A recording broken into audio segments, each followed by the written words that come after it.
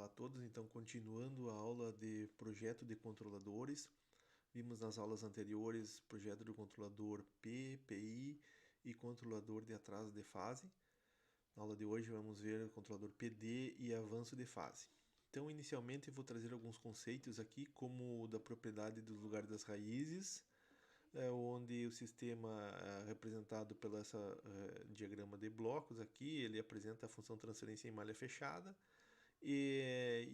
ou então os polos da função transferência em malha fechada, eles vão ser dados pela equação característica 1 mais GHDS.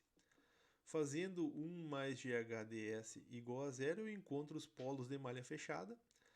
Então, isso nos implica que se eu fazer GHDS igual a zero, 1 mais GHDS igual a zero, ou GHDS igual a menos 1, através dessa igualdade eu vou encontrar então os polos dessa função de transferência.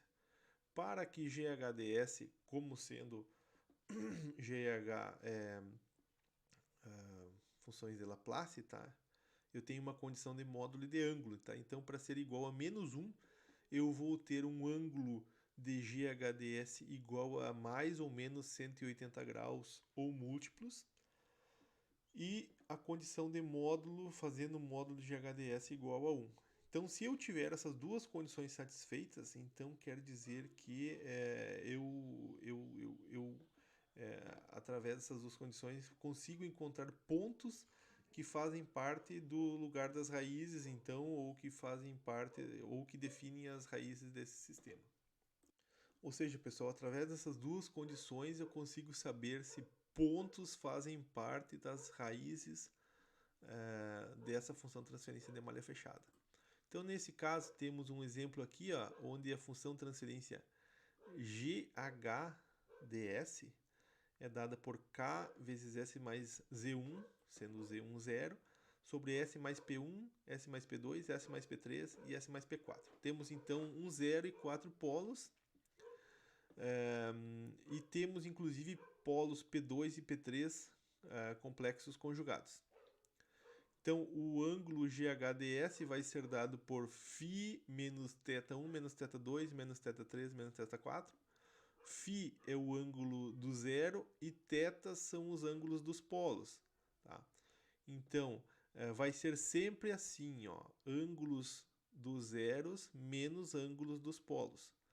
Se eu calcular o ângulo do zero e o ângulo dos polos e arranjar dessa forma e fizer essa soma, se essa soma der 180 graus, quer dizer que esses polos e esses zeros pertencem ao lugar das raízes. Que esse ponto, então, desculpa pessoal, que esse ponto em questão pertence ao lugar das raízes. Nós já vamos ver um exemplo. E o módulo é da mesma forma. O módulo de GHDS igual a 1, então eu vou multiplicar.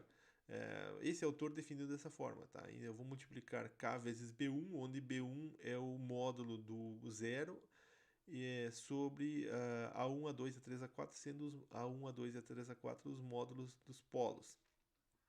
Tá? Aqui nesse exemplo dá para enxergar melhor. Ó. Então, os ângulos aqui, tá? Primeiro vamos falar de ângulos, tá? Então eu tenho um polo P1, um polo real, eu tenho um polo complexo conjugado P2 juntamente com outro complexo conjugado, sempre que eu tenho um, eu tenho outro, tá? Então P2 e P3 são dois polos complexos conjugados, P4 é um polo real e Z1 é o zero, tá? Definidos aqui didaticamente dessa forma. Tá? Os ângulos são dados sempre com relação à horizontal, tá? São medidos de forma no sentido anti-horário. Então o Z1 começa, ou melhor, o polo 1 tem o ângulo θ1 medido a partir da horizontal até encontrar a reta que une um ponto qualquer de teste ao polo. Eu esqueci de falar, tá? Mas eu tenho esse ponto de teste, tá? Ponto de teste pode ser qualquer ponto dentro do lugar das raízes, tá? Qualquer ponto dentro do lugar das raízes vai ser um ponto de teste. Eu já vou falar mais sobre isso.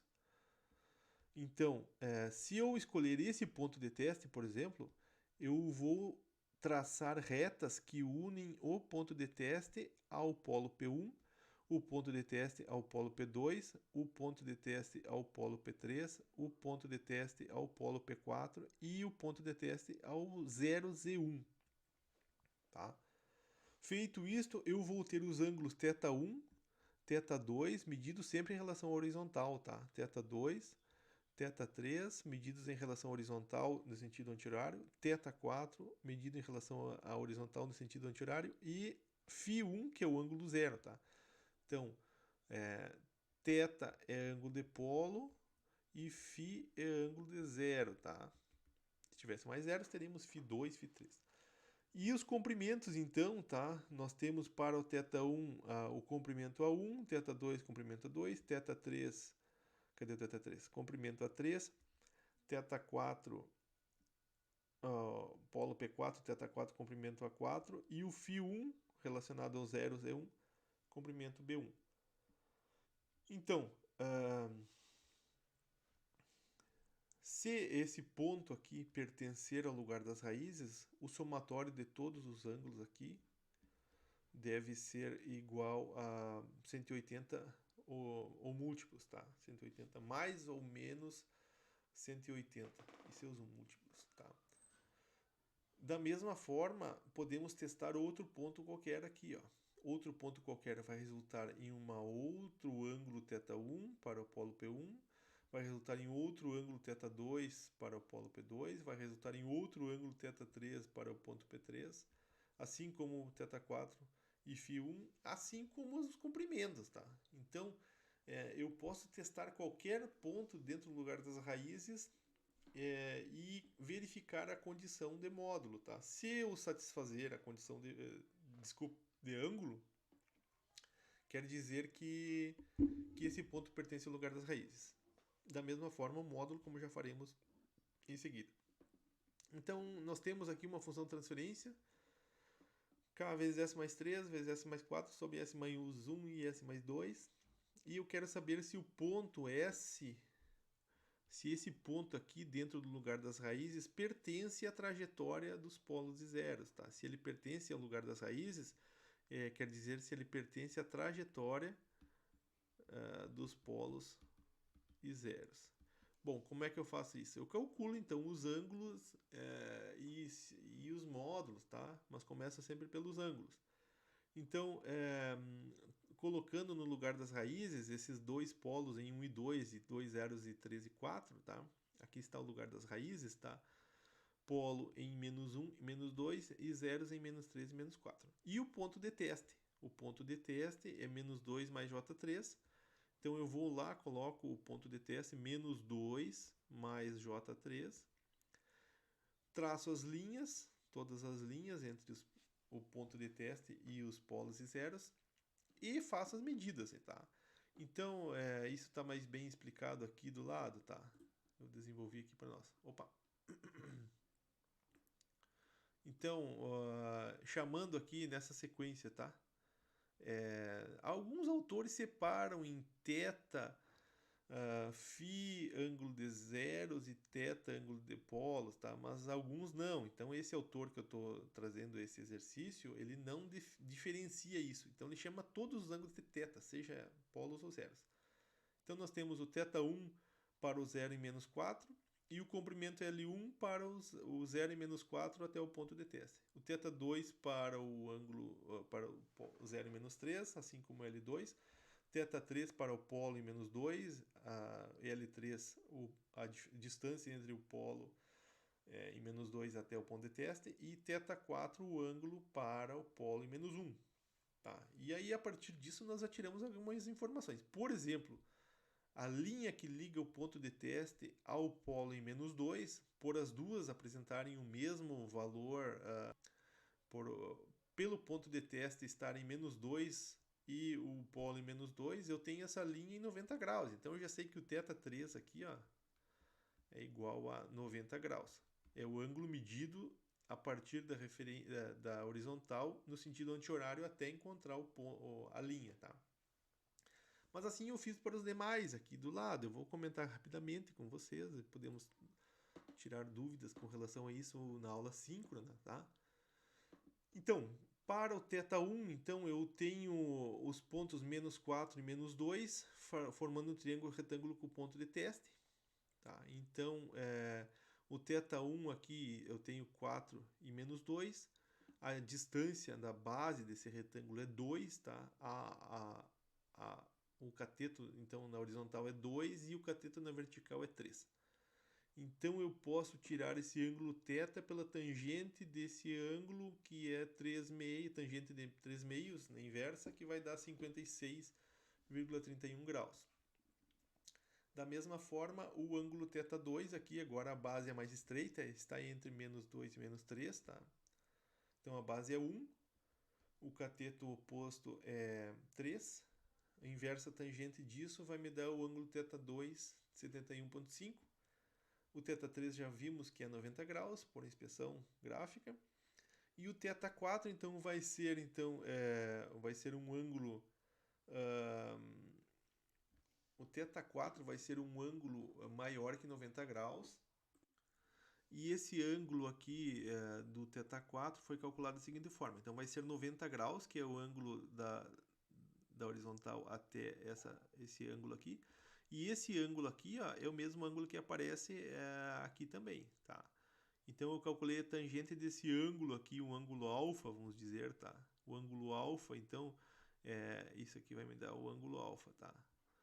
O ângulo alfa vai ser o inverso tangente de 1, que é o cateto oposto, divididos por 3, que é o cateto adjacente ao alfa, tá? Então, fazendo esse cálculo aqui, nós temos que esse ângulo é 108,43 graus. Somando todos esses ângulos, então, tá o 56,31, o 71,57, tá? Ficou faltando aqui o 90 graus e o 108, tá? Nós chegamos a 70,55. Observem que os ângulos dos zeros, tá? Os ângulos dos zeros, aqui no caso, ó, esse primeiro ângulo aqui é correspondente a esse zero e esse segundo ângulo é correspondente a esse outro zero. Eles são positivos. E os ângulos dos polos, que é esse ângulo de 90 graus e esse ângulo correspondente ao polo de menos 1, que é 108 graus, eles são negativos, tá? Então eu somo positivos os zeros, negativos os polos, faço as diferenças todas e deu 70,55 graus. Quer dizer o quê? Quer dizer que esse ponto de teste não pertence ao lugar das raízes, tá? Não pertence ao lugar das raízes. Para pertencer, teria que dar mais ou menos 180 graus e múltiplos, tá? Vezes o K, aquele múltiplo de 180 graus. 180, 360 e assim por diante. Bom, para continuar esse exemplo aqui, nós testamos agora o ponto de menos 2 mais J2 raiz de 2. Fazendo todos os cálculos como foi feito anteriormente, se chega para o ângulo de θ1 a 19,47, o θ2 de 35,26, θ3 90 graus, é o mesmo, tá? Só foi mais alto, mais baixo um pouco. Esse ponto aqui ele é menor um pouco que o anterior. E o θ4 144 graus. Somando todos eles, agora nós chegamos a que esse sistema, essa soma então, tá, de todos esses ângulos resultou em 180 graus, menos 180 graus. Isso nos diz que esse ponto de teste agora então pertence ao lugar das raízes. E pessoal, aqui nós já sabemos, né, do traçado do lugar das raízes, tá? Que esse polo aqui, o polo mais próximo à origem, ele vai para a esquerda, o próximo seguinte, aqui o polo seguinte vai para a direita, os dois se chocam e os dois obrigatoriamente vão ser absorvidos por esses zeros aqui então. Então a trajetória é essa, que não tem como fazer diferente, e ela vai passar pelo ponto em questão como visto agora, tá? Que é o j raiz de 2 sobre 2 e menos j raiz de 2 sobre 2, o ponto que ela passa vai ser o S menos 2 mais menos J raiz de 2 sobre 2. Esse ponto aqui pertence ao lugar das raízes, como já visto aqui.